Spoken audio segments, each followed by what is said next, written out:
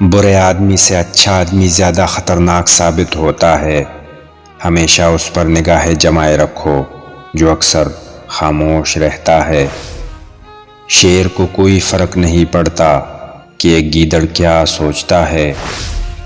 مسلمان کی تلوار پر جب عورت اور شراب کا سایہ پڑ جائے تو وہ لوہے کا ایک بیکار ٹکڑا بن جاتا ہے۔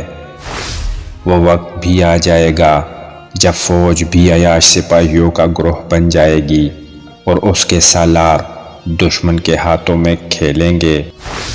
اگر کسی قوم کو بغیر جنگ کے شکست دینی ہو تو اس کے نوجوانوں میں فحاشی پھیلا دو۔ دو قسم کی لعنتوں سے بچو، مایوسی اور ذہنی عیاشی۔ انسان پہلے مایوس ہو جاتا ہے اور پھر ذہنی عیاشی کے ذریعے راہ فرار اختیار کر لیتا ہے۔ یاد رکھو، فوج بغیر قوم کے اور قوم بغیر فوج کے دشمن کا آسان شکار ہوتی ہے۔